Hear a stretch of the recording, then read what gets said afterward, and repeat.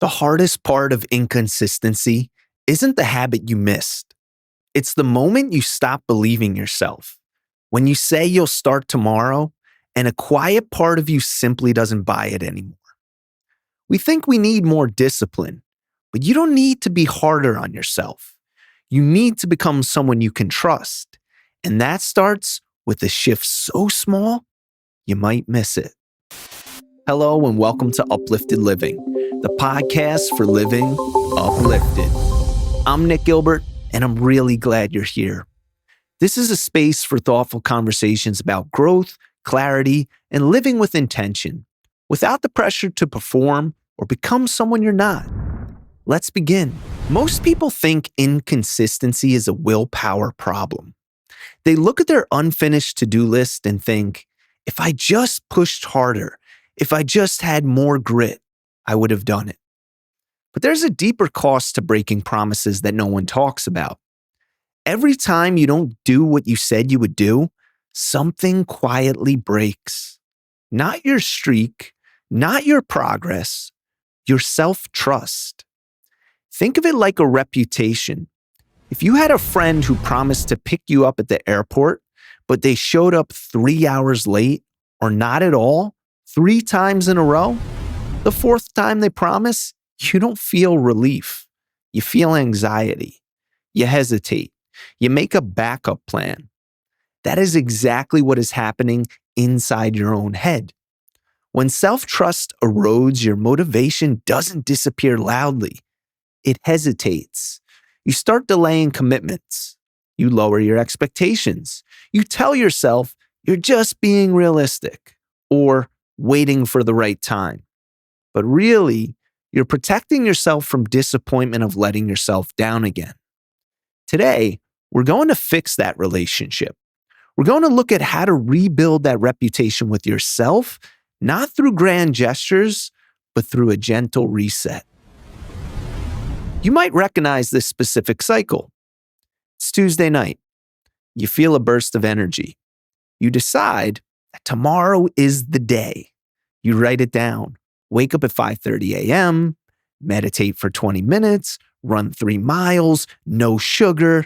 It feels good just to write it, doesn't it? In that moment, you are high on the idea of your future self. But then Wednesday morning hits. The alarm goes off. It's cold. You're tired. And you hit snooze. By 7 a.m., you haven't meditated. You haven't run. And because you've already failed, you grab a donut with your coffee. Here is what we misunderstand about that moment. We think the mistake was eating the donut or hitting snooze, but the mistake happened the night before. The mistake was promising a performance level that belonged to an ideal you. That doesn't exist yet. Instead of the real you that is actually waking up in the morning, trust breaks in that gap. One of the most misunderstood things about self-trust is that people assume it comes from high achievement. They think, I'll trust myself when I lose 20 pounds, or I'll trust myself when I launch the business. But actually, it's the reverse. You don't trust people because they are perfect. You trust them because they are consistent. If you keep asking too much of yourself for too long, without enough margin or compassion, your brain stops listening to your commands. It views your goals as noise. It views your plans as suggestions, not commitments. So if you're feeling stuck in this loop, the solution isn't to promise bigger. It's to promise truer. Let's look at this mechanically for a second. Your brain is a prediction machine. Its primary job is to keep you safe and predict what happens next. When there is a mismatch between your words, I will do this, and your actions, I did not do this, it creates a dissonance. It creates uncertainty, and the brain hates uncertainty. To solve this, your brain updates its model for you. It tags your internal voice as unreliable. This is why getting motivated feels so heavy when you've been in a slump. It's not just lethargy. It's a lack of internal credibility. You were trying to sell a vision to a skepticism that you created. I've had seasons like this, where even small commitments felt risky. Not because the task was hard, washing the dishes isn't hard, but because I didn't want to confirm the fear that I wouldn't do it. So I would stay in planning mode because planning feels safe. Starting feels exposed. If you are nodding along, I want you to take a breath because this isn't a character flaw. It's just data. Your system has learned that your words aren't reliable. But the beautiful thing about the brain, it learns, it updates. Just like you can lose trust, you can earn it back. But you have to earn it the same way you would with that friend who kept flaking on you. If that friend came to you and said, I promise I will never be late again. I'm going to be perfect. You wouldn't believe them. You'd roll your eyes. But if they said, hey, I'm going to call you at 5 p.m. and then they called at 5 p.m. and then they said, I'll text you tomorrow morning. And they texted. Slowly, quietly, the reputation shifts. We need to do the exact same thing with ourselves. We need to stop making ceiling promises that hit our absolute potential, and start making floor promises. A floor promise is a commitment so small that you can keep it even on your worst day. This is the practical shift, and it requires you to put your ego aside because your ego wants to say, I'm going to work out for an hour. But your self-trust needs you to say, I'm going to put on my running shoes. That's it. That's the promise. If you put on the shoes and you don't run, you still kept the promise. You succeeded.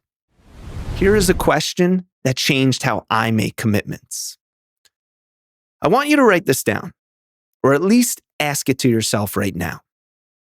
What could I promise myself that I would still keep on a hard day? Not a great day where the sun is shining and you've had 8 hours of sleep. A hard day. A day where you have a headache, the kids are screaming, and work was stressful.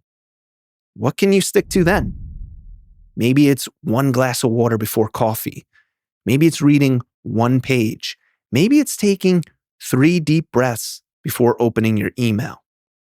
And then, this matters.